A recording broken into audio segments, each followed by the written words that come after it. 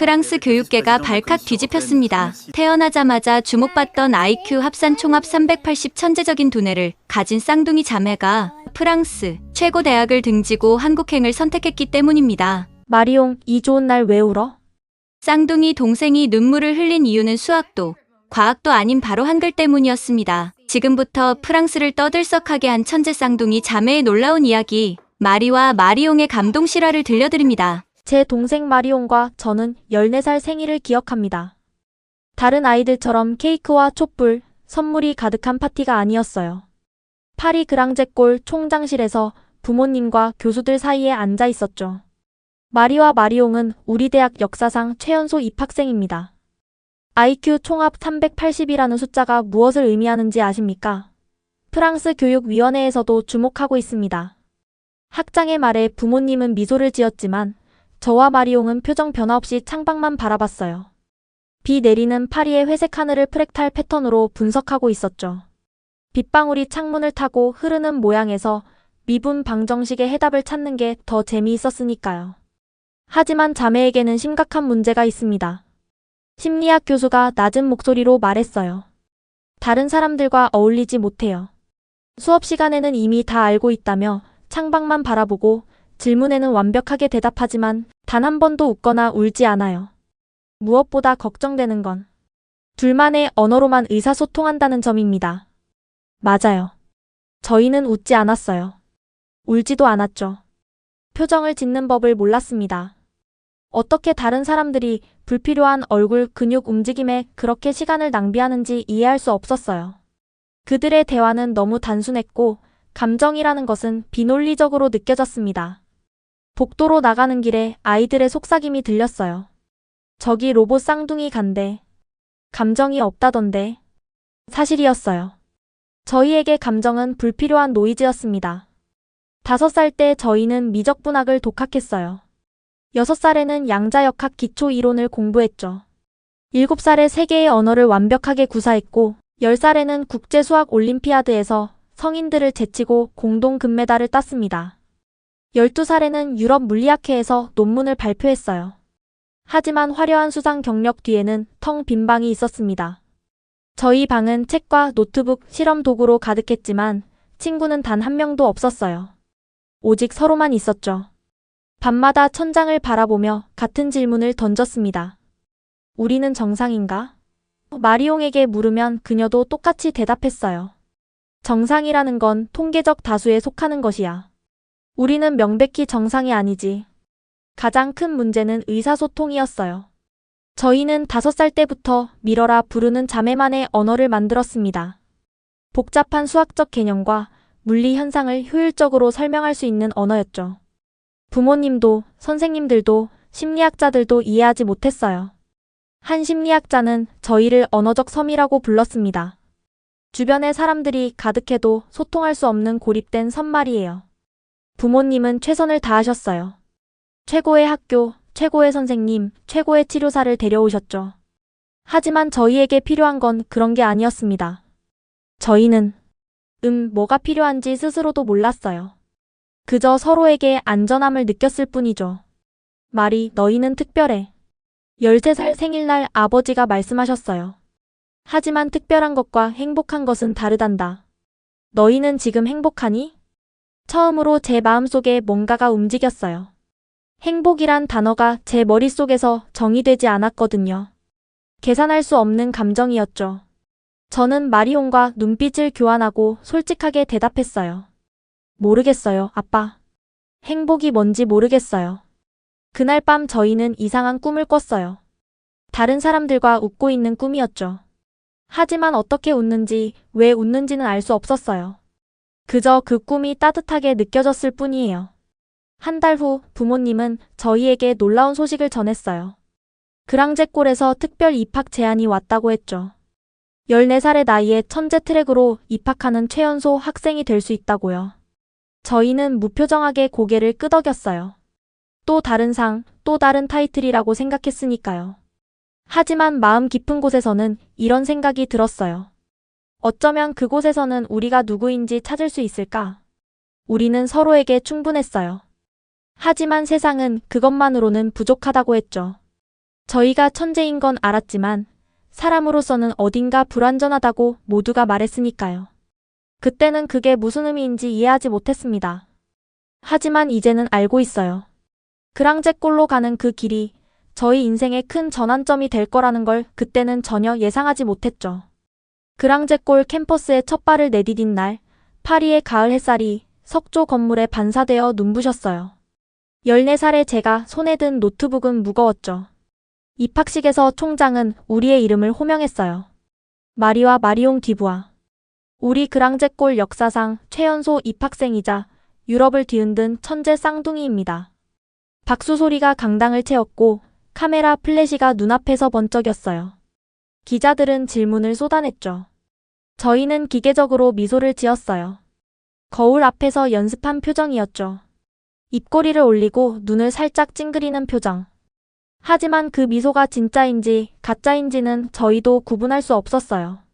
첫 수업날 제 옆자리는 항상 마리옹이었어요. 다른 학생들은 우리에게 다가오길 두려워했죠. 교수님들은 우리의 답변에 탄성을 내뱉었고 레포트에는 항상 A+가 적혔어요. 하지만 프랑스 최고의 엘리트 학교에서도 우리가 찾을 수 없는 것이 있었어요. 바로 연결감이었죠. 교실에서 우리는 별이었지만 식당에서는 이방인이었어요. 식당에서 항상 구석자리에 앉았죠. 트레이를 들고 자리를 찾아 헤매는 동안 주변의 시선이 느껴졌어요. 누군가 우리 이름을 부르는 소리가 들리기도 했지만 그건 대부분 저기 천재 쌍둥이 온다는 식의 속삭임이었죠. 학기가 지날수록 우리는 더 많은 연구에 참여했어요. 15살에 양자 컴퓨팅 논문을 공동 발표했고 16살에는 인공지능 알고리즘을 개발했죠. 언론은 연일 우리 성과를 보도했고 학교는 우리를 홍보 포스터에 실었어요. 하지만 밤이 되면 우리는 여전히 그 질문 앞에 서 있었어요. 우리는 누구지? 나는 우리가 불완전하다고 생각해. 어느 날 밤 마리옹이 미러로 말했어요. 미러는 우리만의 언어였기에 마리옹이 실제로 불완전이라는 단어를 사용한 건 아니에요. 그녀가 사용한 표현은 더 복잡했죠.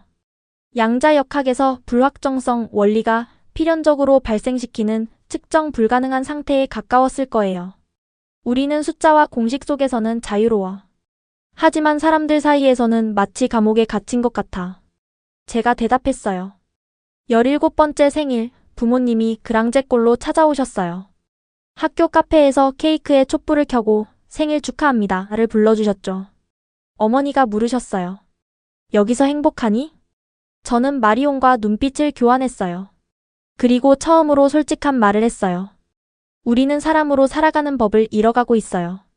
우리는 숫자만큼이나 정확하게 상황을 인식하고 있었어요. 우리가 가진 천재성은 축복이자 저주였죠. 세상을 달리 보는 눈을 주었지만 그 세상과 소통할 능력은 빼앗아갔으니까요. 그리고 그때 우리 인생을 완전히 바꿔놓을 만남이 기다리고 있었답니다. 우리의 닫힌 세계에 균열을 만들 그 순간이 다가오고 있었어요. 그 변화는 마르셀 교수님과의 만남에서 시작됐어요. 그랑제골 심리학과 석좌 교수였죠. 17 생일 이후 학장실에서 우리를 기다리고 계셨어요. 마리옹. 들어오너라. 마르셀 교수는 따뜻한 미소로 우리를 맞았어요. 다른 교수들과 달랐죠. 우리를 연구 대상이나 트로피처럼 바라보지 않았으니까요. 너희 이야기를 많이 들었단다. 양자역학에 관한 논문도 읽었어. 뛰어나더구나. 저희는 무표정하게 고개를 끄덕였어요. 칭찬은 이미 식상했으니까요. 하지만 오늘은 학문 이야기를 하러 온 게 아니야. 교수님이 안경을 벗으며 말했어요. 너희에게 중요한 질문이 있단다. 마리옹과 저는 눈빛을 교환했어요. 무슨 질문일까요? 너희는 서로에게 어떤 존재지? 처음 들어보는 질문이었어요. 수학도 물리학도 철학도 아닌 영역이었죠. 우리예요. 제가 조심스럽게 대답했어요. 정확한 단어를 찾지 못했죠. 그렇지. 교수님이 고개를 끄덕였어요. 너희는 너희를 우리로만 정의하는구나. 개인으로서의 나는 없니? 그 순간 머릿속에서 무언가가 깨지는 소리가 들리는 것 같았어요. 나와 우리의 경계는 어디일까요? 저는 마리옹 없이 마리로 존재할 수 있을까요? 너희의 미러 언어를 분석해봤단다. 교수님이 계속했어요. 놀라운 언어야. 논리적 정밀함이 뛰어나지. 하지만 감정 표현을 위한 어휘는 거의 없더구나. 맞아요. 미러에는 슬픔, 기쁨, 사랑과 같은 단어가 없었어요. 그런 감정들은 불필요한 노이즈라고 생각했으니까요. 천재성과 소통 능력은 별개란다. 교수님의 목소리가 부드러웠어요. 너희는 천재지만 소통의 측면에서는 어린아이와 같아. 그 말이 가슴에 와닿았어요. 저도 모르게 물었죠. 우리는 정상인가요? 교수님은 깊은 시선으로 우리를 바라봤어요. 정상이 무엇이니? 너희에게 필요한 건 정상이 되는 게 아니라 너희 자신을 온전히 표현할 수 있는 방법을 찾는 거란다. 너희에게는 새로운 언어가 필요해. 감정을 담을 수 있는 글은 말이야. 그날 밤 마리온과 저는 미러로 긴 대화를 나눴어요. 우리에게 정말 필요한 게 무엇인지에 대해서요. 그리고 우연히 발견하게 될 그 새로운 언어가 우리를 얼마나 변화시킬지 그때는 전혀 예상하지 못했답니다. 그랑제골 국제 언어학 심포지엄이 캠퍼스 곳곳에 포스터로 붙었어요. 언어의 경계를 넘어서 다중언어 사회의 인지적 영향이라는 주제였죠. 평소라면 그냥 지나쳤을 행사였지만 마르셀 교수님이 특별히 권해주셨어요. 너희에게 도움될 거야. 특히 한국에서 오신 박정훈 교수님의 발표를 주목해보렴. 그날 저희는 강연장 구석에 앉았어요. 발표자가 5명 있었는데 세 번째가 박정훈 교수님이었죠. 키가 크고 둥근 안경을 쓴 분이셨어요. 그의 프랑스어는 약간의 억양이 있었지만 명확했어요. 오늘 저는 여러분에게 한글이라는 문자 시스템이 어떻게 인간의 창의성과 정서, 표현에 영향을 미치는지 이야기하려 합니다. 박 교수님은 스크린에 한글 자모를 보여주셨어요. 가, 나, 달라, 어고. 처음 보는 기호들이었지만 어딘가 기하학적 질서가 느껴졌죠. 한글은 세계에서 유일하게 창제 원리와 철학이 명확히 기록된 문자입니다. 기하학적 원리와 우주론적 사상이 결합된 과학적 문자죠. 마리온과 저는 서로를 바라봤어요. 문자와 과학의 결합이라니 흥미로웠죠. 최근 5년간 우리 연구팀의 결과, 한글 학습자와 비학습자의 뇌활동을 비교했을 때 한글을 배우는 학생들의 정서적 표현력이 평균 27% 향상되었어요. 특히 감정 어휘 인식과 사용에서 뚜렷한 차이를 보였습니다. 처음으로 학술 발표에서 제 심장이 빨리 뛰었어요. 단순한 지적 호기심이 아니었죠. 더 깊은 감정이었어요. 한글의 가장 놀라운 특징은 자음과 모음이 모여 하나의 소리 단위를 이루는 방식입니다. 이것은 분리된 개체들이 하나의 의미 있는 전체를 형성하는 과정과 유사하죠. 마치 개인이 사회에 통합되는 과정을 상징하는 것처럼요. 강연이 끝난 후 용기를 내어 박 교수님께 다가갔어요. 안녕하세요, 교수님. 정말 흥미로운 강연이었습니다. 박 교수님은 따뜻한 미소를 지으셨어요. 고맙습니다. 질문이 있으신가요? 네. 한글이 정말로 감정 표현 능력을 향상시킬 수 있을까요? 당신은? 그가 물었어요. 말이 뒤부하입니다. 그리고 이쪽은 제 쌍둥이 자매 마리옹이에요. 박 교수님의 눈이 커졌어요. 그 천재 쌍둥이군요. 저는 약간 불편해하며 고개를 끄덕였어요. 항상 그랬듯이 사람들은 저희를 천재 쌍둥이로만 알아봤으니까요. 한글에 관심이 있으신가요? 박 교수님이 물었어요. 저는 잠시 망설였어요. 그리고 용기를 내어 진실된 질문을 했죠.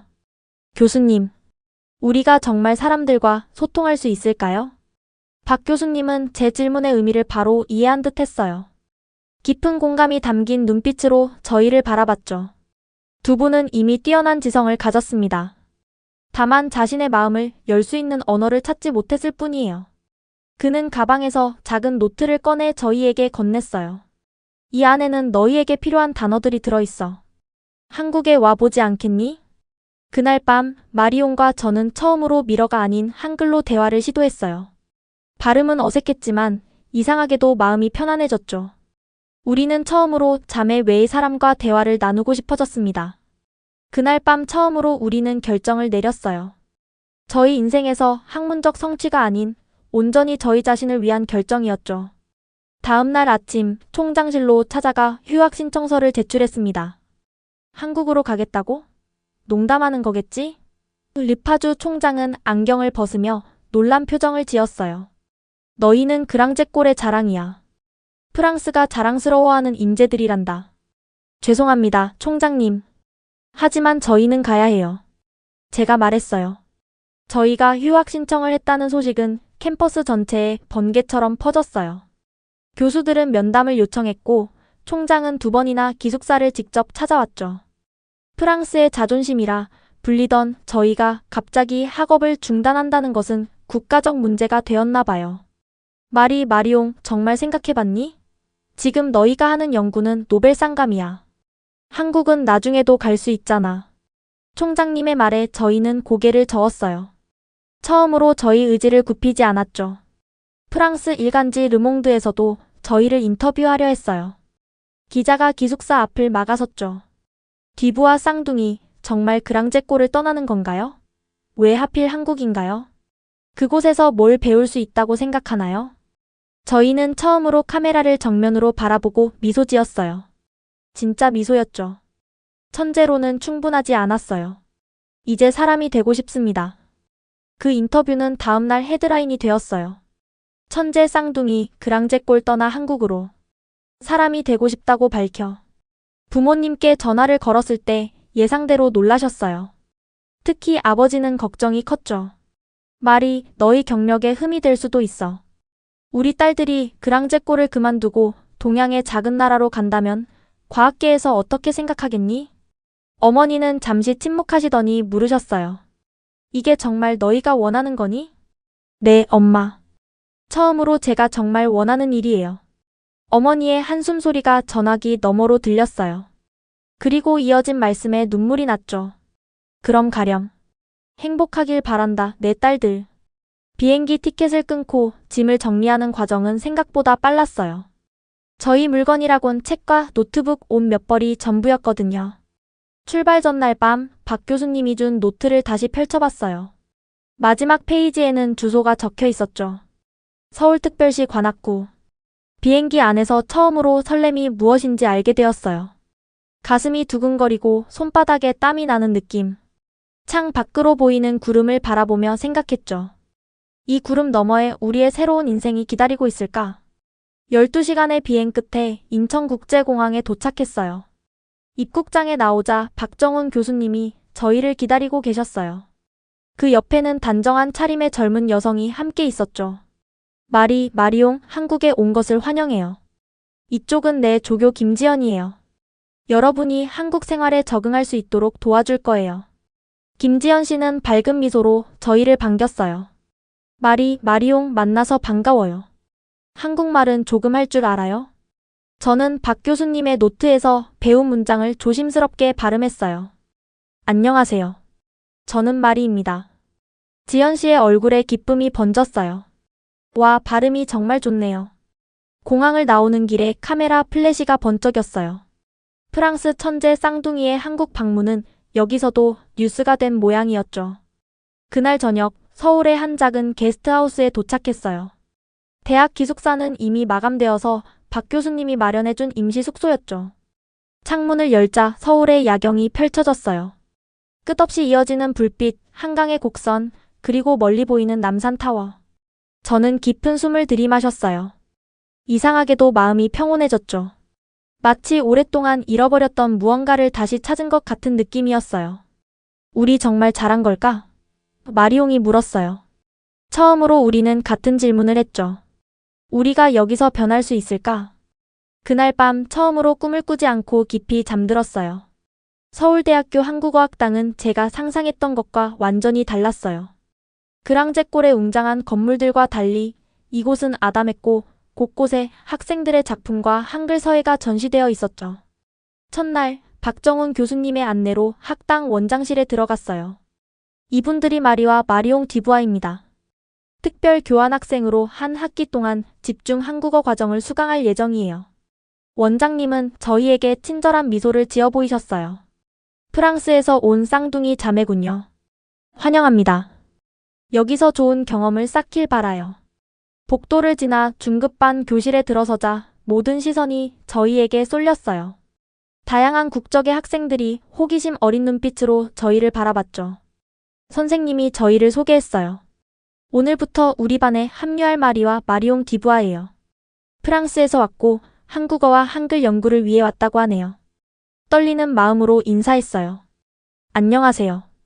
저는 마리입니다. 만나서 반가워요. 기대와 달리 학생들의 반응은 따뜻했어요. 호기심 어린 눈빛으로 저희를 바라보며 환영해 주었죠. 선생님이 자리를 지정해 주셨어요. 마리는 소연이 옆자리에, 마리옹은 수진이 옆에 앉으세요. 제 옆자리에 앉은 소녀는 밝은 미소를 지었어요. 긴 머리를 단정하게 묶었고 눈가에 웃음주름이 있었죠. 안녕, 나는 전소연이야. 궁금한 거 있으면 언제든지 물어봐. 마리옹의 옆자리 학생도 친절해 보였어요. 김수진이라고 했죠. 단발머리에 지적인 인상이었어요. 첫 수업은 한글의 기본 원리에 관한 것이었어요. 저희에게는 쉬운 내용이었지만 한글이 어떻게 구성되는지 체계적으로 배우는 건 흥미로웠어요. 자음과 모음이 조합되어 하나의 글자가 되는 과정이 마치 퍼즐을 맞추는 것 같았죠. 한글의 자음은 발음 기관의 모양을 본떠 만들어졌어요. 선생님이 설명하셨어요. 기역은 혀의 뒷부분이 목구멍을 막는 모양, 니은은 혀가 윗잇몸에 닿는 모양이죠. 수업을 들으며 깨달았어요. 한글은 수학과 예술의 완벽한 결합이구나. 쉬는 시간 소연이가 저희에게 다가왔어요. 마리옹, 점심 같이 먹을래? 학생 식당 음식이 꽤 맛있어. 처음으로 누군가가 자연스럽게 저희를 초대한 순간이었어요. 마음속에 따뜻한 감정이 피어올랐죠. 식당에서 소연이는 저희를 수진에게 소개했어요.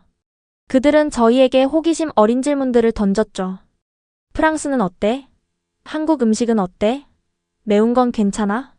한글 배우기 어렵지 않아? 수진이가 물었어요. 너희 정말 IQ가 380이라며? 대단하다. 제가 긴장하는 것을 느꼈는지 소연이가 재빨리 말했어요. 야, 그런 거 묻지 마. 마리와 마리옹도 우리랑 다를 거 없어. 그 말에 제 마음이 놓였어요. 그래요. 이곳에서는 천재 쌍둥이가 아닌 그냥 마리와 마리옹으로 지내고 싶었거든요. 오후 수업은 감정 표현에 관한 한국어 어휘였어요. 기쁘다, 슬프다, 그립다, 설레다.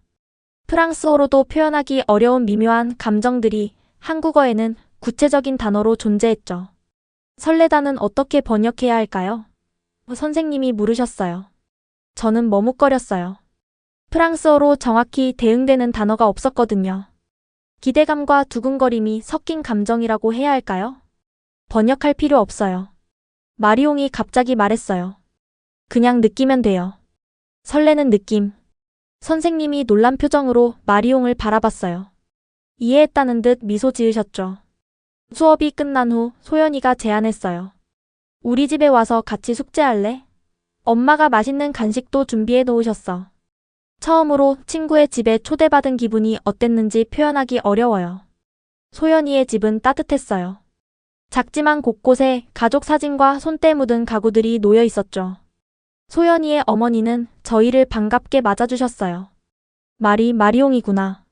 소연이가 많이 얘기했어. 한국 음식은 괜찮니? 저는 진심으로 대답했어요. 네, 정말 맛있어요.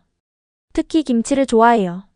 그날 처음으로 마리옹과 저는 서로 다른 친구를 사귀게 되었어요. 마리옹은 수진과 가까워졌고 저는 소연과 더 친해졌죠. 처음으로 저희는 우리가 아닌 나로 존재하기 시작했어요. 한 달이 지나자 놀라운 변화가 생겼어요. 저희는 한글로 일기를 쓰기 시작했죠. 처음에는 간단한 문장들이었어요. 오늘 날씨가 좋았다. 소연이와 남산에 갔다. 서울이 참 아름답다. 하지만 곧 더 복잡한 감정들을 표현하게 되었어요. 오늘 처음으로 화가 났다. 이유는 모르겠지만 가슴이 답답했다. 소연이가 내 마음을 알아주었다. 고맙다. 가장 놀라운 것은 마리옹과 제가 서로에게도 한국어로 말하기 시작했다는 거예요. 미러와 한국어를 섞어 쓰다가 점점 한국어의 비중이 커졌죠. 특히 감정에 관한 이야기를 할 때는 한국어가 더 자연스러웠어요. 마리, 나 오늘 설레. 수진이가 미술관에 같이 가자고 했어. 마리옹, 나 요즘 행복해. 이게 행복인 것 같아. 어느 날 소연이네 집에서 김치찌개를 먹다가 갑자기 눈물이 났어요. 너무 매워서가 아니었죠. 따뜻함, 소속감, 그리고 처음 느껴보는 감정들이 물밀듯이 밀려왔거든요. 말이 괜찮아? 소연이가 걱정스럽게 물었어요. 응. 그냥 행복해서 그래. 그날 밤 숙소로 돌아오는 길에 처음으로 행복이 무엇인지 깨달았어요. 노트에 적었죠. 나는 지금 살아있어. 한국에 온 지 석 달째 저희는 매일 새로운 발견을 했어요. 한글을 배우면서 느낀 가장 큰 변화는 제 사고방식이었죠. 모든 것이 연결되어 있다는 사실을 깨달았어요. 언어와 감정, 예술과 과학, 경계가 사라지기 시작했죠. 박정원 교수님의 연구실에서 저희는 한글의 구조를 더 깊이 공부했어요. 기하학적 배열, 음성학적 원리, 철학적 기반까지. 한글은 단순한 문자가 아니라 과학적 사고 체계였어요. 마리옹, 한글이 창제된 과정을 알고 있니? 박 교수님이 물으셨어요. 세종대왕이 만드셨다고 들었어요. 그래, 하지만 더 중요한 건 왜 만들었느냐는 거야. 백성들이 쉽게 배워 자신의 생각을 표현할 수 있도록, 지식이 소수에게 독점되지 않도록 말이야. 그 말에 깊은 감명을 받았어요. 지식의 민주화, 소통의 평등. 그것이 한글의 본질이었죠. 한글은 우리에게 단순한 문자가 아니었어요. 감정의 지도였죠. 한국에 온 지 6개월, 저희는 한글 언어학 연구를 시작했어요. 박 교수님의 지도 아래 한글과 정서 발달의 상관관계라는 주제로 연구 계획서를 작성했죠. 저희가 세운 가설은 독특했어요. 한글의 기하학적 구조가 감정 인식과 표현 능력에 긍정적 영향을 미친다는 것이었죠. 더 놀라운 건 저희가 미러와 한글을 비교 분석하기 시작했다는 거예요. 저희만의 언어였던 미러를 객관적으로 연구하는 경험은 신선했어요. 연구 과정에서 저희는 자신을 들여다보는 시간을 가졌어요. 변화된 저희의 언어 사용 패턴, 감정 표현 방식, 심지어 꿈의 내용까지 모두 분석 자료가 되었죠.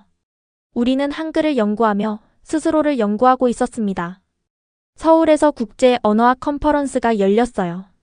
아시아, 유럽, 미국 각지에서 언어학자들이 모인 큰 행사였죠.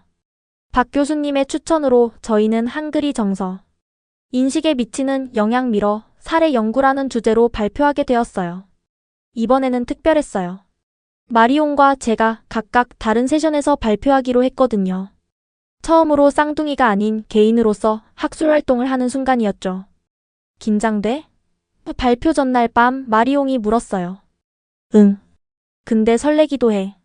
마리옹이 미소 지었어요. 예전엔 그런 말 안 했었지? 발표 당일 저는 첫 번째 세션에 배정되었고 마리옹은 오후 세션이었어요. 청중들 앞에 서자 갑자기 가슴이 두근거렸어요. 이전의 수많은 학술 발표와는 달랐죠. 이번엔 제 이야기, 제 감정을 담은 연구였으니까요. 안녕하세요. 저는 마리 듀부아입니다. 떨리는 목소리로 시작했어요. 오늘 저는 한글과 정서 발달의 연관성에 대해 발표하겠습니다. 발표는 순조롭게 진행되었어요. 한글의 기하학적 구조, 정서 어휘 습득 과정, 미러와의 비교 분석까지. 하지만 막바지에 이르자 갑자기 말문이 막혔어요. 제 감정을 설명하려던 순간 단어들이 입에서 나오지 않았죠. 저는 더듬거렸어요. 청중들이 기다리는 눈빛으로 저를 바라봤죠. 그때 마리옹이 앞줄에서 일어났어요. 그리고 한국어로 말했죠. 언니 괜찮아. 그냥 느끼는 대로 말해봐. 처음으로 마리옹이 공개적으로 저를 언니라고 불렀어요. 평생 우리였던 존재가 언니와 동생으로 분리되는 순간이었죠. 숨을 깊이 들이마시고 다시 시작했어요. 제가 처음 한글을 배웠을 때 이상한 일이 일어났습니다. 프랑스어로는 표현할 수 없었던 감정들이 한글로는 자연스럽게 표현되었어요. 설렘, 그리움, 아쉬움. 이런 단어들이 제 마음속에 있던 감정들의 이름을 붙여주었습니다. 목소리가 떨려왔어요. 눈가가 뜨거워지기 시작했죠. 저와 제 쌍둥이 동생은 평생 숫자와 공식 속에서 살았어요. 완벽했지만 외로웠죠. 그런데 한글은 저희에게 갑자기 뺨을 타고 눈물이 흘러내렸어요. 생애 처음으로 많은 사람들 앞에서 울음을 터뜨린 순간이었죠. 쉽게 멈추지 않았어요. 죄송합니다. 말을 잇지 못했어요. 그때 박 교수님이 일어나 저를 부축해 주셨어요. 청중석에서는 자발적인 박수가 터져나왔어요. 누군가가 괜찮아요, 계속해요 라고 외쳤죠. 깊게 숨을 들이마시고 마지막 슬라이드를 보여줬어요. 한글로 쓰인 문장이었죠. 한글은 저희에게 문자가 아니라 사람이 되는 길을 알려주었습니다. 그날 우리는 숫자와 공식이 아닌 눈물로 세상과 소통했습니다. 그 컨퍼런스 이후 놀라운 일이 일어났어요. 저희 발표 영상이 온라인에서 화제가 됐죠. 천재 쌍둥이를 울린 한글이라는 제목으로 여러 언어로 번역되었어요. 해외 언론에서도 관심을 보였고 프랑스 교육부에서 연락이 왔답니다. 마리옹, 너희 스토리에 감동받은 사람들이 많아. 박 교수님이 말씀하셨어요. 특히 자폐 스펙트럼이나 정서 표현에 어려움을 겪는 아이들을 가진 부모들이 연락해 왔어. 저희는 서로를 바라봤어요. 그리고 동시에 같은 생각을 했죠. 우리의 경험이 누군가에게 도움이 될 수 있을까요? 그렇게 2개의 창 프로젝트가 시작됐어요. 정서 발달 지연 아동을 위한 한글, 프랑스어 병행 교육 프로그램이었죠. 저희의 경험을 바탕으로 언어가 정서 발달에 미치는 영향을 활용한 교육법이었어요. 프로그램의 핵심은 단순했어요. 한글의 기하학적 구조를 통해 논리적 사고를 자극하고 동시에 풍부한 감정 어휘를 통해 정서적 인식을 높이는 거였죠. 미러처럼 폐쇄적 언어에 갇힌 아이들에게 새로운 창을 열어주는 거예요. 서울대학교는 저희에게 작은 연구실을 제공해 주었어요. 처음에는 3명의 학생으로 시작했죠. 10살 자폐 소년, 선택적 함구증이 있는 8살 소녀, 그리고 외상 후 스트레스로 말을 잃은 12살 소년이었어요. 첫 수업은 떨렸지만 신기하게도 아이들은 저희에게 마음을 열었어요. 아마도 저희도 그들처럼 다른 세계에 살았기 때문일까요? 선생님도 예전에 말 안 했어요? 10살 민준이가 물었어요. 말은 했지만 마음을 말하지 않았어. 제가 대답했어요. 석 달 뒤 놀라운 일이 일어났어요. 말하지 않던 민지가 처음으로 한글로 감정을 표현한 거예요. 기뻐요. 단 한마디였지만 그녀의 부모님은 눈물을 흘리셨어요. 그날 저녁 마리옹과 저는 감격에 겨워 껴안고 울었답니다. 프로그램이 성공적으로 진행되자 프랑스 교육부에서 직접 연락이 왔어요. 파리에서도 비슷한 프로그램을 시작하자는 제안이었죠. 저희는 기쁘게 수락했어요. 우리의 고립이 누군가의 다리가 될 수 있다는 것을 깨달았습니다. 이제 저희는 매주 화상으로 파리의 학생들을 가르쳤고 방학마다 직접 프랑스로 가서 워크숍을 진행했어요. 한국과 프랑스를 오가며 두 문화 사이의 다리를 만들어가고 있었죠. 5년이 흘렀습니다. 24살이 된 저희는 이제 서울대학교와 그랑제골 공동언어정서연구소의 연구원이 되었어요. 저는 한글의 기하학적 구조와 정서 표현 관계를 연구하는 팀을 이끌고 있고 마리옹은 언어치료 프로그램 개발에 집중하고 있죠.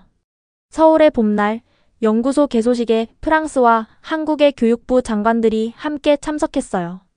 꿈같은 순간이었죠. 마리와 마리옹 디부와 자매는 언어 교육과 정서 발달 분야에 혁명적 변화를 가져왔습니다. 프랑스 교육부 장관이 연설했어요.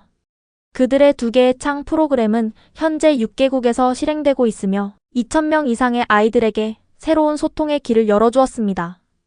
개소식 후 케이크를 자르는 순간 처음 한국에 왔을 때가 생각났어요. 그때는 제가 이렇게 변할 거라고 상상도 못했죠. 가장 큰 변화는 마리옹과 제가 각자의 길을 걷기 시작했다는 거예요. 물론 여전히 가까웠지만 이제는 우리가 아닌 나로서의 정체성이 뚜렷해졌죠. 저는 한글의 과학적 구조에 매료되어 언어학 연구에 깊이 빠졌고 마리옹은 임상치료에 더 관심이 많았어요. 언니, 요즘 좋아하는 남자 있어?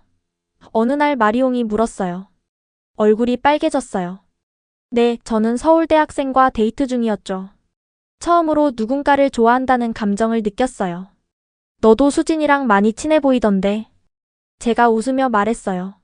마리옹은 미소 지으며 고개를 끄덕였죠. 제 동생과 그녀의 첫 친구 수진은 아주 가까워졌어요. 특별한 우정이었죠. 세계 여러 대학에서 강연 요청이 쏟아졌고 저희의 연구는 교육학과 언어학, 심리학 분야에서 널리 인용되었어요. 하지만 가장 행복했던 순간은 프랑스에 계신 부모님이 처음으로 서울을 방문하셨을 때였죠. 너희들 완전히 달라졌구나. 어머니가 감격스럽게 말씀하셨어요. 표정도 말투도 심지어 웃음소리까지. 아버지는 연구소를 둘러보시고 감탄하셨어요. 내 딸들이 이런 일을 해낼 줄은 몰랐구나. 정말 자랑스럽다. 그 말씀에 우리는 모두 눈물을 흘렸습니다. 처음으로 저희를 천재가 아닌 딸로 바라보시는 것 같았거든요. 매년 여름 저희는 언어와 정서 캠프를 열었어요. 전 세계에서 의사소통에 어려움을 겪는 아이들이 모여 3주간 함께 지내며 한글과 다양한 표현 활동을 배우는 프로그램이었죠. 마리옹은 이 캠프의 리더였고 저는 학술적 내용을 담당했어요. 가장 놀라운 변화는 저희의 개인적인 삶이었어요. 이제 저희는 다양한 친구들과 어울렸고 취미생활도 즐겼죠. 저는 한국 전통 서예를 배웠고 마리옹은 국악에 빠져가야금을 연주했어요. 그리고 무엇보다 이제는 감정을 자연스럽게 표현할 수 있게 되었어요. 웃고 울고 화내고 기뻐하는 것이 더 이상 낯설지 않았죠. 프랑스 국영 방송에서 다큐멘터리를 제작했을 때 진행자가 물었어요. 뒤부와 자매, 여전히 자신들을 천재라고 생각하나요? 저희는 서로를 바라봤고 마리옹이 대답했어요. 천재였던 쌍둥이는 사라졌어요. 이제 우리는 마리와 마리옹, 두 명의 다른 사람입니다. 오늘 아침 연구소 창문을 통해 서울의 봄 풍경을 바라보며 생각했어요. 무엇이 저희를 이렇게 변화시켰을까요? 한글? 한국? 아니면 새로운 사람들과의 만남? 아마도 모든 것이 함께였겠죠. 그리고 가장 중요한 건 저희가 변화할 용기를 가졌다는 것.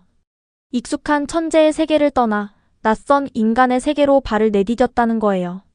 서울 COEX 국제회의장은 세계 각국에서 온 교육자들로 가득 찼어요. 언어를 통한 정서지능 개발 국제 컨퍼런스 개막식이었죠.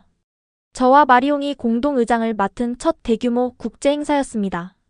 단상에 올라 청중을 바라보니 50개국에서 온 1,500명의 교육자들이 기대에 찬 눈빛으로 저희를 바라보고 있었어요.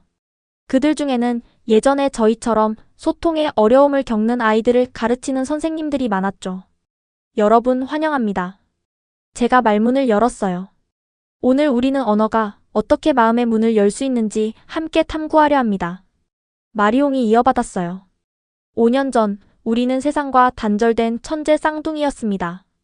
그러나 지금은 여러분과 함께 소통의 다리를 만들고 있죠. 3일간의 컨퍼런스에서 저희는 2개의 창 프로그램의 성과와 방법론을 공유했어요. 특히 한글의 체계적 구조가 어떻게 논리적 사고와 정서적 표현 사이의 균형을 잡아주는지 설명했죠. 워크숍에서는 참가자들이 직접 한글을 배우고 그것을 자신의 언어와 연결시키는 방법을 실습했어요. 놀랍게도 다양한 문화권의 교육자들이 모두 비슷한 경험을 보고했죠. 새로운 문자 체계를 배우는 과정에서 자신의 감정에 더 민감해졌다는 거였어요. 마지막 날, 한 일본인 교사가 질문했어요. 이 프로그램의 핵심 철학은 무엇인가요? 저는 잠시 생각하다 대답했어요. 언어는 단순한 의사소통의 도구가 아니라 자아 발견의 지도입니다. 지금 30살이 된 저희는 서울과 파리 사이의 삶을 살고 있어요. 봄과 여름은 서울대에서, 가을과 겨울은 파리 그랑제골에서 연구하며 두 문화를 잇는 다리 역할을 하고 있죠. 오늘 아침 연구실 창문을 통해 남산타워가 보이는 서울의 풍경을 바라보며 지난 10년을 돌아봤어요. 숫자와 공식의 세계에 갇혀있던 쌍둥이가 어떻게 세상과 소통하는 법을 배웠는지 그 여정이 놀랍게 느껴졌어요. 언니 후회 없어? 마리옹이 물었어요. 그녀는 이제 완전히 다른 사람이 되었어요. 밝은 미소, 생동감 있는 표정, 풍부한 감정 표현. 과거의 무표정한 소녀는 온데간데 없죠. 전혀. 제가 미소 지었어요. 우리는 정확히 우리가 되어야 할 사람이 되었으니까. 저희의 이야기는 이제 교과서에 실리고 영화로 만들어지고 있어요. 하지만 가장 중요한 건 저희와 같은 어려움을 겪는 아이들에게 희망이 되었다는 사실이죠. 사람들은 종종 묻습니다. 천재성을 잃어버리지 않았나요? 그럴 때마다 웃으며 대답해요. 잃은 게 아니라 찾았어요. 진정한 천재성은 세상과 단절된 채 살아가는 게 아니라 자신의 재능으로 세상과 연결되는 거예요.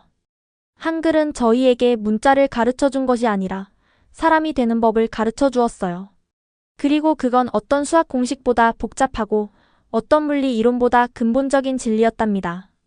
지금까지 프랑스 천재 쌍둥이 자매 마리와 마리옹의 놀라운 여정이었습니다. 한글이 열어준 새로운 세계, 정서적 소통의 기적을 통해 진정한 자아를 발견한 그들의 이야기 어떠셨나요? 때로는 가장 먼 곳에서 우리 자신을 찾게 되는 법입니다. 그리고 언어는 단순한 소통의 도구가 아닌 우리 내면의 문을 여는 열쇠가 될 수 있다는 것을 보여준 감동적인 실화였습니다. 여러분 좋아요와 구독은 영상 제작에 큰 도움이 됩니다. 코리아 원더풀이었습니다. 감사합니다. 프랑스인들에게 한국빵이라고요? 차라리 게사료를 먹죠. 빵의 자존심을 지키던 프랑스인들, 한국의 이것 앞에 무릎 꿇었습니다. 파리 중심가에는 한국식 빵집 앞에 길게 줄이 늘어서고 있었습니다. 평생 우리 빵이 최고라 믿었는데 자존심 상하지만 맛있습니다. 누구도 예상하지 못했던 한국의 이것들이 수백 년 프랑스 제과 역사를 뒤흔들고 있습니다. 오늘 그 놀라운 이야기를 공개합니다. 안녕하세요.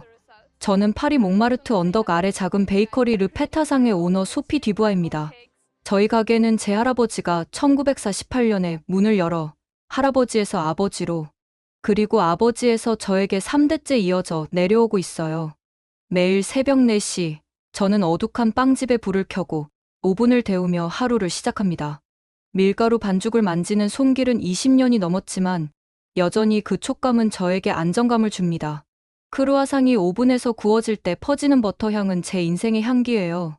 하지만 최근 2년간 이 향기와 함께 불안함도 점점 커지고 있습니다.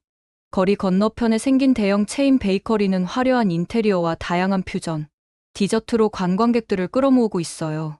매출은 서서히 줄어들었고 2년 전 갑작스러운 심장마비로 남편 앙투안을 잃은 후에는 더욱 급격히 하락했죠. 소피, 이 차트를 보세요. 이대로라면 6개월 내에 문을 닫아야 할지도 모릅니다. 회계사 마르셀의 말에 저는 숨이 막혔습니다.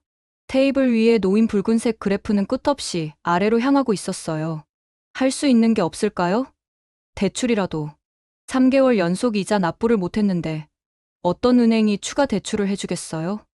마르셀이 떠난 후 저는 창문으로 거리를 바라보았습니다. 관광객들은 제 가게 앞을 지나 건너편 화려한 체인점으로 향했어요. 100년 넘은 나무 선반, 할아버지 때부터 사용해온 오븐, 벽에 걸린 빛바랜 가족 사진.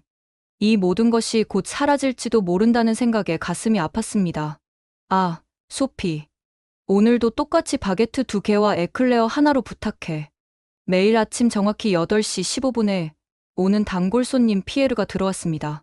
근처 카페의 주인인 그는 20년 넘게 저희 가게 빵으로 아침을 시작했죠. 요즘 얼굴이 어두워 보이네. 무슨 일 있어? 괜찮아요, 피에르. 그냥 요즘 장사가 좀. 알아.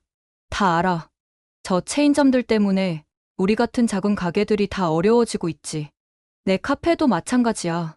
피에르가 에클레어를 한 입 베어 물며 말했습니다. 하지만 소피, 넌 파리에서 가장 맛있는 빵을 만들어. 그건 저 대형 체인점들이 절대 따라올 수 없는 거야. 그의 따뜻한 말에도 제 마음속 깊은 곳에서는 냉정한 목소리가 들렸습니다. 맛있는 빵만으로는 더 이상 충분하지 않아. 무언가 새로운 것, 사람들의 발길을 돌릴 만한 특별한 것이 필요했습니다. 하지만 프랑스 전통 제과의 테두리에서 제가 할 수 있는 혁신이란 게 과연 무엇일까요?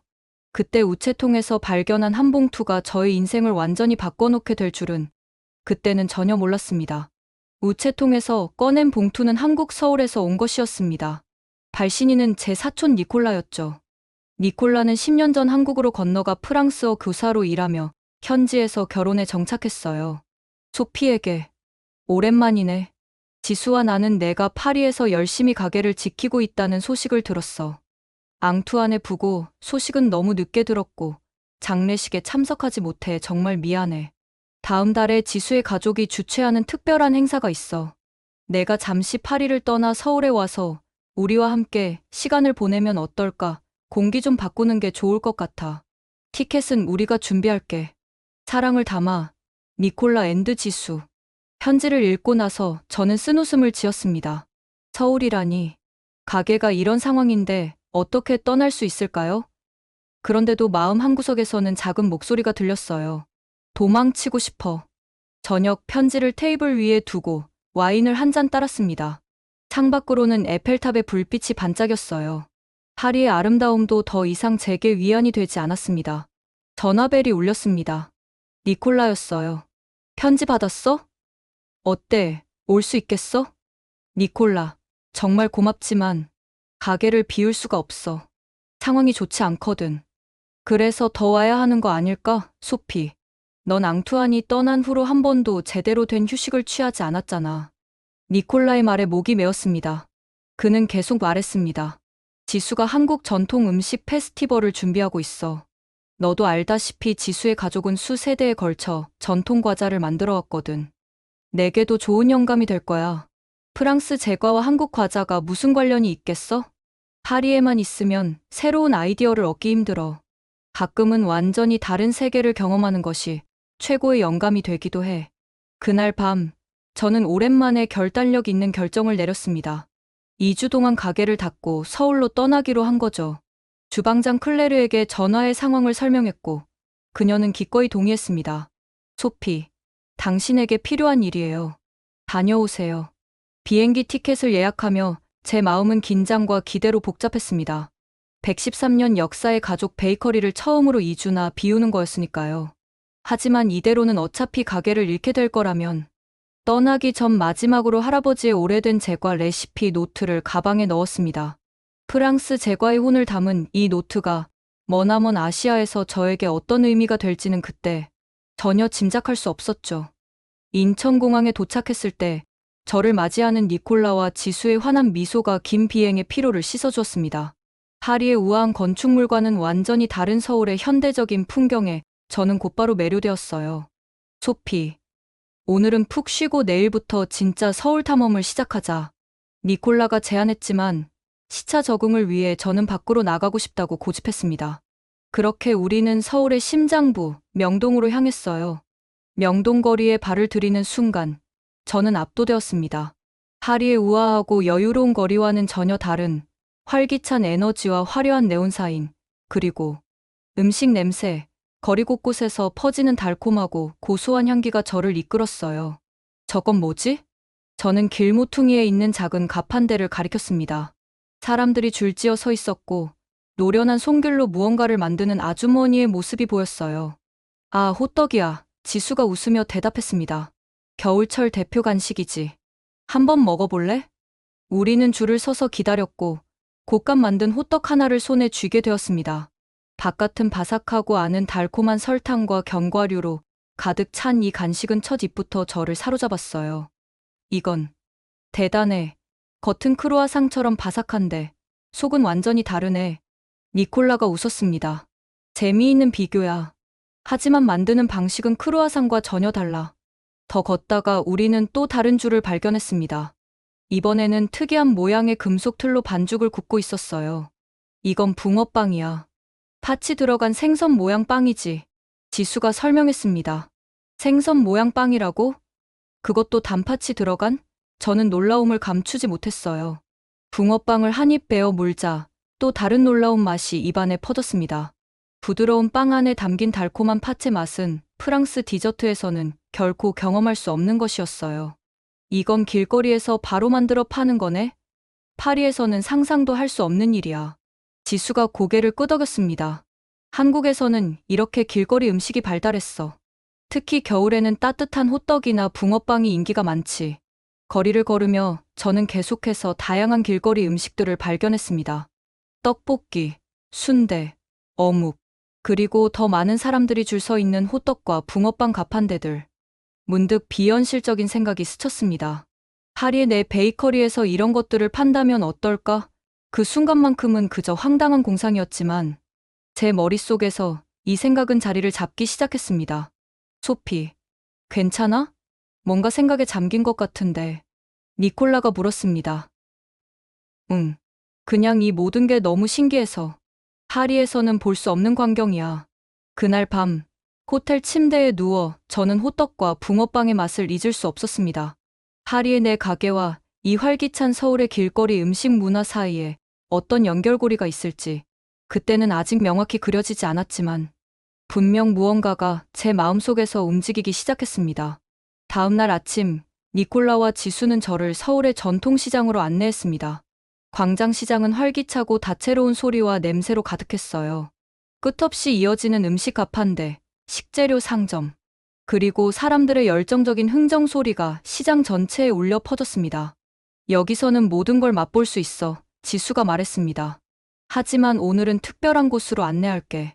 지수를 따라 좁은 골목길을 지나자 작은 간판이 달린 오래된 상점이 나타났습니다.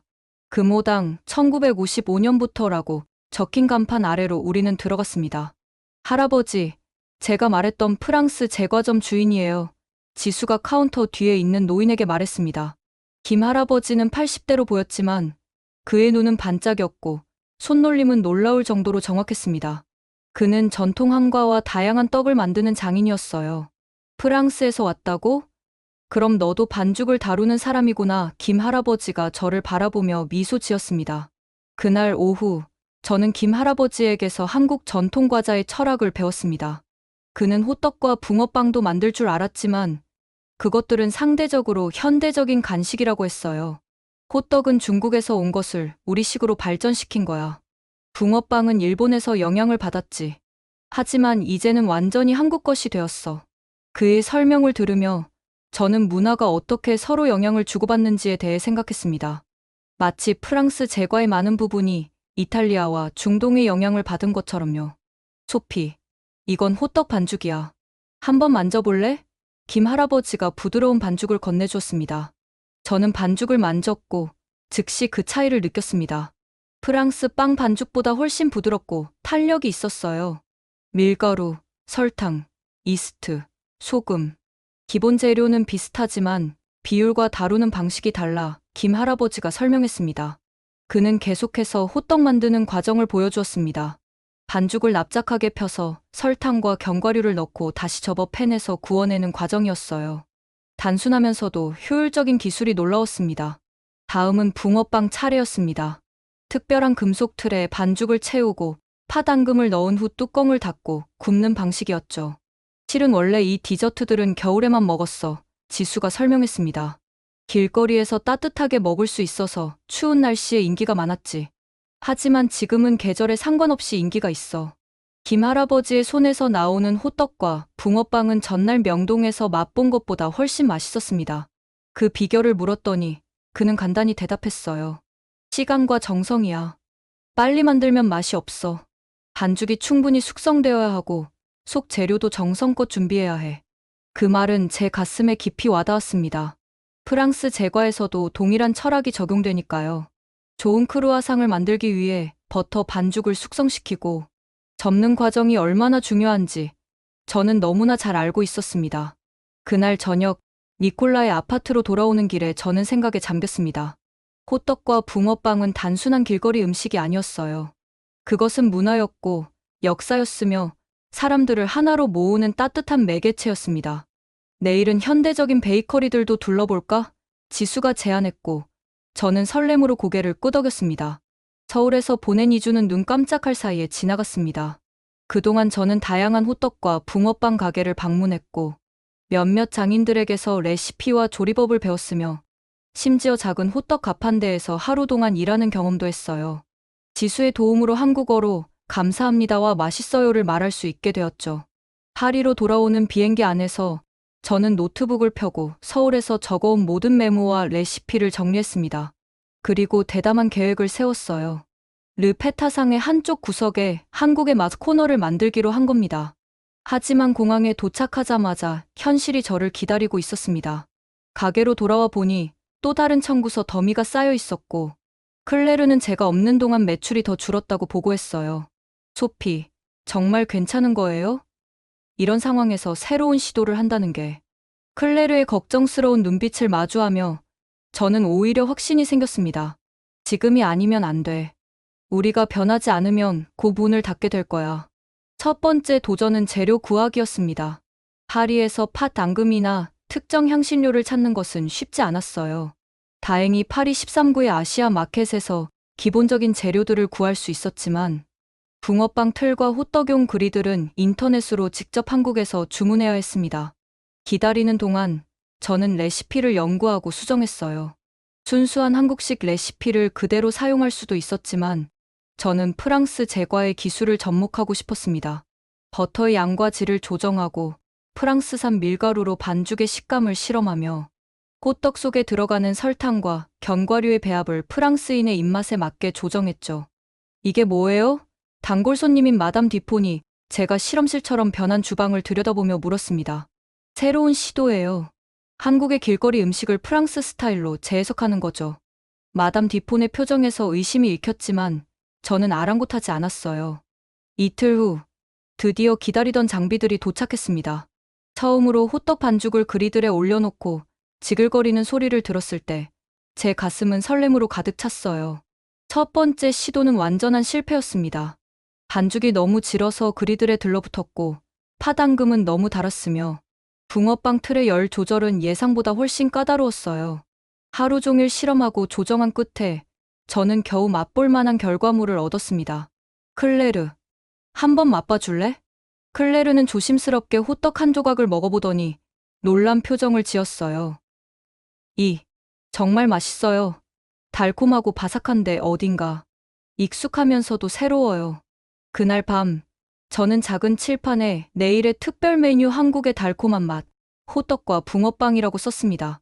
이것이 르 페타상의 운명을 바꿀지 아니면 마지막 몸부림이 될지 저는 그저 다음날 아침이 빨리 오기를 기다렸습니다. 다음날 아침, 가게 문을 열기 전 저는 평소보다 일찍 도착했습니다. 오늘은 특별한 날이었으니까요. 호떡과 붕어빵 반죽을 미리 준비하고 파당금도 다시 한번 맛을 확인했습니다. 클레르는 제 열정에 감염된 듯 평소보다 더 열심히 움직였어요. 소피, 전단지라도 만들까요? 사람들이 새 메뉴를 알아야 할 텐데. 아니, 오늘은 그냥 지켜보자. 우리 단골들의 반응부터 보고 싶어. 8시 정각, 저는 문을 열었습니다. 평소처럼 첫 손님은 피에르였어요. 그는 매일 똑같은 주문을 하는 사람이었지만 오늘은 가게 입구에 세워둔 칠판이 그의 눈길을 끌었습니다. 한국의 달콤한 맛? 소피, 이게 뭐지? 새로운 시도예요, 피에르. 한번 맛보실래요? 피에르는 호기심 가득한 표정으로 각 구운 호떡을 받아들었습니다. 한 입 베어 물자 그의 눈이 커졌어요. 이거, 대단하군. 바삭하면서도 속은 부드럽고. 이 달콤한 견과류 필링은 뭐지? 한국식 호떡이에요. 제가 서울에서 배워왔죠. 피에르는 곧바로 붕어빵도 맛보았고 똑같이 감탄했습니다. 그는 자신의 카페로 돌아가기 전에 호떡 5개를 더 주문했어요. 내 카페 손님들에게도 맛보여주고 싶어. 이건 정말 특별해. 오전이 지나면서 점점 더 많은 단골 손님들이 새 메뉴에 호기심을 보였습니다. 초기의 의심과 망설임은 첫 입을 베어 문 순간 놀라움과 즐거움으로 바뀌었어요. 특히 붕어빵의 귀여운 생선 모양은 아이들에게 큰 인기를 끌었습니다. 엄마, 이거 정말 생선이에요? 한 어린아이가 물었고 그 순간 가게 안에 모든 사람이 웃음을 터뜨렸어요. 점심시간이 되자 가게 앞에 작은 줄이 생기기 시작했습니다. 피에르가 자신의 카페 손님들에게 이야기했고 그들이 직접 맛보기 위해 찾아온 거였어요. 심지어 몇몇은 사진을 찍어 소셜미디어에 올리기도 했습니다. 오후 3시, 저는 호떡과 붕어빵을 모두 판매했습니다. 예상보다 훨씬 빨리 소진된 거예요. 내일은 더 많이 준비해야겠어요. 클레르가 흥분된 목소리로 말했습니다. 저녁, 가게 문을 닫고 매출을 정리하면서 저는 깜짝 놀랐습니다. 오늘 매출은 지난 한 달 중 가장 높았어요. 호떡과 붕어빵만으로도 상당한 수입이 생겼고 다른 빵과 페이스트리의 판매도 늘었습니다. 사람들이 새로운 것을 맛보러 왔다가 다른 제품도 함께 구매한 거죠. 그날 밤, 저는 니콜라에게 첫날의 성공을 이메일로 보고했습니다. 그리고 지수에게는 특별한 감사 메시지를 보냈어요. 내일을 위해 더 많은 재료를 준비하면서 제 마음은 오랜만에 희망으로 가득 찼습니다. 조용한 밤, 창가에 앉아 에펠탑의 불빛을 바라보며 생각했습니다. 이것이 시작일 뿐이야. 더 많은 가능성이 있어. 그리고 다음 단계로 한국식 크로플에 대한 아이디어가 떠올랐습니다. 와플과 크루아상의 프랑스 한국식 결합.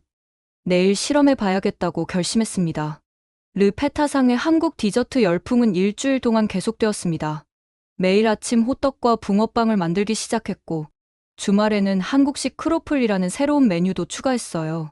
저희 베이커리는 점점 더 많은 사람들로 붐볐고 파리의 몇몇 푸드 블로거들이 찾아와 사진을 찍고 리뷰를 올리기도 했습니다.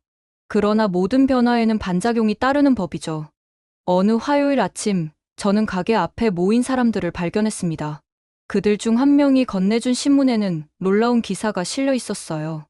프랑스 제과의 전통을 훼손하는 위험한 실험. 기사는 파리 제과협회 회장인 마리 르누아르가 쓴 것이었습니다.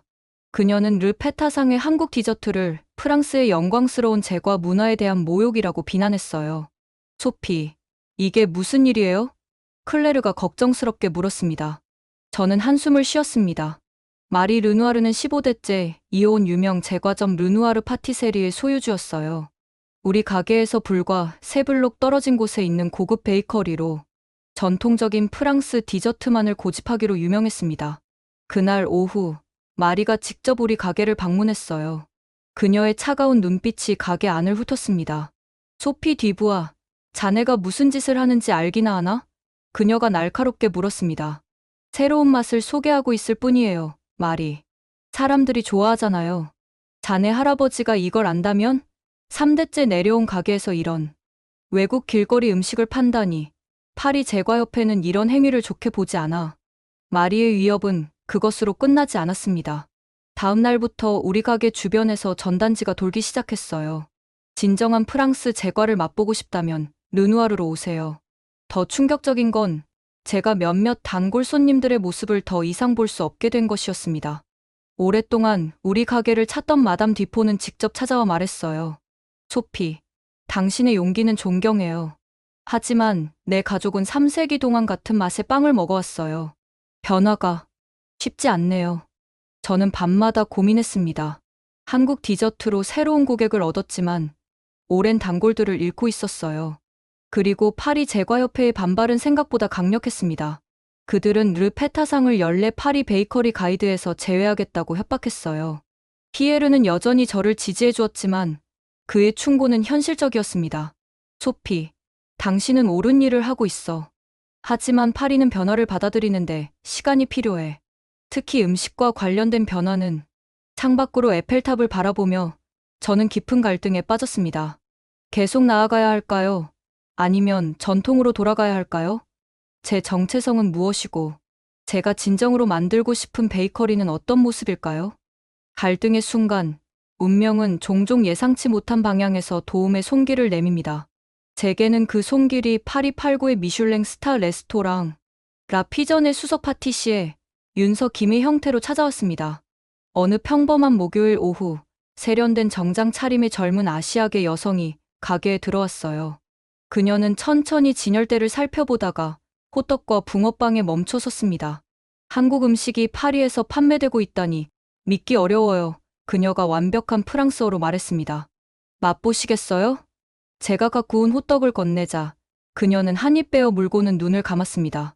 맛은 한국 것인데 질감은 프랑스적이네요. 매우 흥미로운 융합이에요. 그녀는 자신을 윤서 김이라고 소개했습니다. 프랑스 요리학교를 졸업하고 현재 유명 레스토랑에서 디저트 책임자로 일하고 있다고 했어요. 그녀가 제 베이커리를 알게 된 건 최근 신문 기사 때문이었습니다. 르누아르의 비판 기사요. 저는 쓴웃음을 지었습니다. 그래서 더 관심이 생겼어요. 윤서가 웃었습니다. 저도 처음에는 비슷한 문제를 겪었거든요. 프랑스 전통 디저트의 한국적 요소를 가미하려 했을 때 주방에서 큰 저항이 있었어요. 그녀는 제 실험실로 변한 주방을 둘러보고 싶다고 했고 저는 기꺼이 안내했습니다. 윤서는 제 레시피 노트를 보더니 몇 가지 조언을 건넸어요. 호떡 반죽에 약간의 타피오카 전분을 섞으면 더 쫄깃한 식감을 얻을 수 있어요. 그리고 팥 앙금에 프랑스 바닐라를 넣어보세요. 프랑스인들에게 더 친숙한 맛이 될 거예요. 저녁, 가게 문을 닫은 후 우리는 2시간 넘게 이야기를 나눴습니다. 윤서는 한국과 프랑스 요리의 철학적 차이점과 공통점에 대해 흥미로운 관점을 가지고 있었어요. 두 문화 모두 음식을 단순한 영양 공급원이 아닌 예술로 봐요. 다만 표현 방식이 다를 뿐이죠. 윤서는 자신의 경험을 공유했습니다. 그녀도 처음에는 두 문화 사이에서 정체성 혼란을 겪었지만 점차 그것이 약점이 아닌 강점이라는 것을 깨달았다고 했어요. 당신은 이미 훌륭한 프랑스 파티시예요, 소피. 거기에 한국 음식을 단순히 추가하는 게 아니라 진정한 융합을 이루어내야 해요. 그럴 때 사람들은 당신의 정체성을 존중하게 될 거예요. 윤서의 말은 제게 깊은 울림을 주었습니다. 저는 지금까지 한국 디저트를 그저 새로운 메뉴, 아이템으로만 생각했던 것 같았어요. 하지만 진정한 가치는 두 문화를 깊이 이해하고 존중하는 데서 오는 것이었습니다. 도와드릴게요. 윤서가 제안했습니다. 주말마다 몇 시간씩 와서 함께 실험해봐요. 파리에서의 제 경험이 도움이 될 거예요. 그날 밤, 저는 처음으로 마리 르누아르의 비판에 감사함을 느꼈습니다. 그녀의 반발이 없었다면 윤서와 만날 기회도 없었을 테니까요. 때로는 장애물이 새로운 문을 여는 열쇠가 되기도 합니다. 윤서와의 만남 이후 저는 한국 문화에 대해 더 깊이 이해하기로 결심했습니다. 단순히 맛있는 디저트를 만드는 것을 넘어 그 음식이 담고 있는 문화와 역사, 철학을 알고 싶었어요. 진정성이 중요해요. 윤서는 매주 토요일 저녁 우리의 실험 세션에서 자주 말했습니다. 사람들은 단순한 모방이 아닌 진심을 느끼게 될 때 감동해요. 저는 윤서의 조언에 따라 한국어 학습을 시작했습니다. 일주일에 2번 파리 한국문화원에서 기초한국어 수업을 들었어요. 안녕하세요와 맛있게 드세요 같은 간단한 인사말부터 시작했죠. 가게에도 변화가 생겼습니다. 빈 벽면에 한국의 사계절을 보여주는 사진들을 걸었고, 작은 책장에는 한국 문화와 음식에 관한 책들을 비치했어요. 손님들이 호떡과 붕어빵을 기다리는 동안 한국에 대해 조금씩 배울 수 있게 말이죠. 이런 변화가 뭘 의미하는지 알아요? 윤서가 어느 날 물었습니다. 당신은 이제 단순한 베이커리가 아닌 문화 교류의 공간을 만들고 있어요. 한국 디저트에 대한 저희 접근 방식도 달라졌습니다. 처음에는 프랑스인의 입맛에 맞추려고 레시피를 많이 변형했지만, 이제는 원래의 맛을 존중하면서 프랑스적 터치를 더하는 방향으로 바꿨어요. 붕어빵에는 전통적인 팥 앙금과 함께 프랑스 크렘 파티시에르를 넣은 버전도 선보였습니다. 호떡은 전통적인 흑설탕과 견과류 버전과 함께 프랑스 카라멜 버전도 만들었죠. 두 문화가 대등하게 만나는 접점을 찾으려 노력했습니다. 가장 큰 도전은 마담 뒤폰 같은 전통적인 단골 손님들을 다시 끌어오는 것이었습니다. 어느 날 저는 마담 뒤폰의 집에 특별한 선물 바구니를 보냈어요. 그 안에는 전통 프랑스 바게트와 함께 그녀가 좋아하는 초콜릿 맛을 넣은 붕어빵이 들어 있었습니다. 다음 날 아침, 마담 뒤폰이 가게에 나타났습니다. 소피, 당신의 붕어빵을 먹어봤어요. 처음에는 이상한 모양 때문에 망설였지만 맛은 놀라웠어요. 초콜릿과 팥의 조합이 이상하게 조화롭더군요. 점점 더 많은 전통적인 단골들이 돌아오기 시작했습니다. 그들은 이제 르 페타상이 프랑스 전통을 버린 것이 아니라 오히려 그것을 확장하고 풍요롭게 만들고 있다는 것을 이해하기 시작했어요. 윤서와 함께 보낸 몇 달 동안 저는 단순한 기술을 넘어 음식에 담긴 마음과 문화를 배웠습니다. 그리고 그것이 바로 제가 앞으로 나아갈 길이라는 확신이 들었어요. 가을이 파리를 물들이기 시작할 무렵, 한국문화원에서 흥미로운 제안이 들어왔습니다. 한국 전통 음식 주간 행사에 르 페타상이 참여해달라는 요청이었어요. 소피 씨의 혁신적인 접근이 한불 문화 교류에 좋은 사례가 될 것 같습니다. 문화원 담당자 박 씨가 말했습니다. 이 제안은 제게 큰 의미가 있었습니다. 단순한 사업적 시도를 넘어 문화 교류의 일부로 인정받게 된 것이니까요. 윤서의 도움으로 저는 행사를 위한 특별 메뉴를 준비했습니다. 기본적인 호떡과 붕어빵뿐 아니라 한국 전통 다과와 프랑스 제과의 정수가 만난 새로운 디저트들이었어요. 행사 첫날, 문화원에 마련된 르 페타상 부스 앞에는 긴 줄이 생겼습니다. 한국인들은 고향의 맛이 어떻게 프랑스에서 재해석되었는지 호기심을 가졌고, 프랑스인들은 낯선 음식에 대한 관심으로 모여들었어요. 이건 정말 혁신적이네요. 한 프랑스 요리 평론가가 말했습니다. 단순한 퓨전이 아니라 두 문화가 서로를 존중하며 만나는 방식이 인상적입니다. 문화원 행사의 성공은 언론의 주목을 받았고, 곧 더 많은 기회로 이어졌습니다. 파리 시내 학교에서는 제가 학생들에게 한국 음식 문화를 소개해달라는 요청이 왔어요. 10살짜리 아이들이 처음으로 붕어빵 만드는 법을 배우는 모습은 그 어떤 성공보다도 값진 경험이었습니다. 선생님, 이 물고기빵 안에 정말 물고기가 들어있어요? 한 아이가 물었을 때 교실 전체가 웃음바다가 되었죠. 그러던 어느 날 예상치 못한 손님이 찾아왔습니다. 마리 르누아르였어요. 그녀는 평소의 날카로운 표정 대신 부드러운 미소를 짓고 있었습니다. 소피, 솔직히 말할게. 난 처음에 자네가 우리의 전통을 훼손한다고 생각했어. 마리가 말했습니다. 하지만 학교에서 아이들에게 음식 문화를 가르치는 자네 모습을 보았어. 그리고 자네가 진정으로 프랑스 제과를 사랑한다는 것을 알게 되었지. 마리는 기대하지 않았던 제안을 했습니다. 다가오는 파리 제과 페스티벌에 르페타상을 특별 초대하겠다는 것이었어요. 전통과 혁신이 만나는 특별 세션을 마련해 달라고 했습니다. 우리가 서로의 경쟁자일 필요는 없어. 모두 파리 제과의 미래를 함께 만들어가는 사람들이니까. 마리와의 화해는 큰 전환점이 되었습니다. 제과협회의 태도도 바뀌기 시작했고, 오히려 르페타상을 찾아와 조언을 구하는 다른 베이커리 주인들도 생겼어요. 저는 배운 것을 기꺼이 공유했고, 그들 또한 저에게 많은 것을 가르쳐 주었습니다. 윤서는 이 모든 변화를 지켜보며 미소 지었습니다. 봐요, 소피. 문화는 벽이 아니라 다리가 될 수 있어요. 당신이 그 다리를 멋지게 만들고 있어요. 성공은 종종 새로운 책임을 가져옵니다. 르페타상이 파리의 문화적 명소로 자리 잡아가면서 저는 이 영향력을 더 의미 있게 활용하고 싶다는 생각이 들었습니다. 어느 겨울 아침, 가게 문을 열기 전 창밖을 바라보다가 한 장면이 제 마음을 울렸어요. 거리 반대편에 앉아있는 노숙자가 추위에 떨고 있었습니다. 그의 앞에는 작은 종이컵이 놓여 있었고, 사람들은 대부분 그를 무시한 채 지나갔어요. 저분에게 따뜻한 호떡 하나 가져다 드릴게요. 클레르가 말했습니다. 클레르가 호떡을 건네는 모습을 보며 문득 더 큰 아이디어가 떠올랐습니다. 그날 저녁, 윤서와 피에르를 초대해 새로운 계획을 논의했어요. 달콤한 나눔이라는 프로젝트를 시작하고 싶어요. 매주 월요일 저녁, 가게가 문을 닫은 후 소외된 이웃들에게 무료로 음식을 제공하는 거예요. 피에르는 즉시 자신의 카페에서 커피를 후원하겠다고 나섰고, 윤서는 자신이 일하는 레스토랑의 셰프들에게 자원봉사를 제안하겠다고 했습니다. 첫 달콤한 나눔 저녁에는 15명의 노숙자들이 찾아왔습니다. 저는 호떡과 붕어빵뿐만 아니라 영양가 있는 따뜻한 수프와 샌드위치도 준비했어요. 그들이 음식을 먹는 동안 사회복지사 한 명이 주거 지원과 취업 상담을 제공했습니다. 이런 따뜻한 음식은 오랜만이에요. 한 노인이 말했습니다. 특히 이 붕어빵. 왠지 어릴 때 할머니가 만들어주시던 과자가 생각나네요. 그 말에 저는 깊은 감동을 받았어요.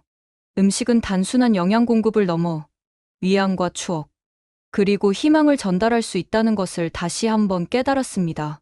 달콤한 나눔의 소문이 퍼지면서 더 많은 사람들이 도움을 주겠다고 나섰습니다.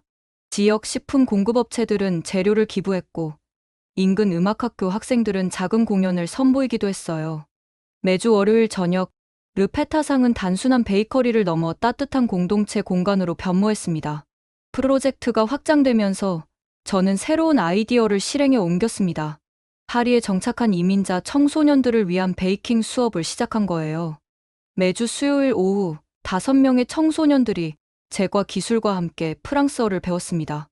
소피, 이 호떡을 제 방식으로 변형해도 될까요? 시리아에서 온 15세 소녀 아미라가 물었습니다. 물론이지.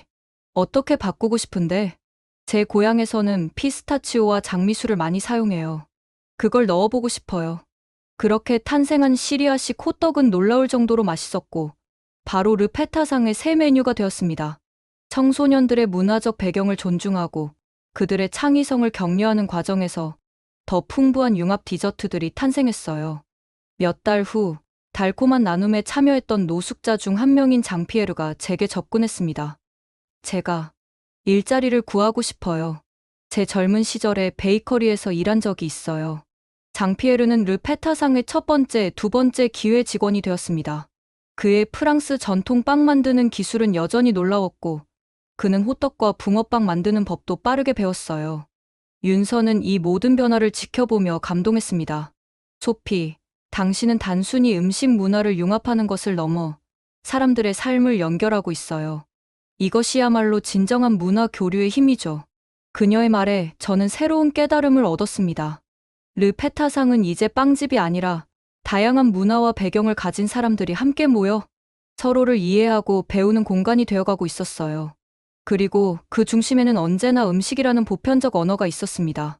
르페타상의 명성은 파리를 넘어 프랑스 전역으로, 그리고 유럽 곳곳으로 퍼져나갔습니다.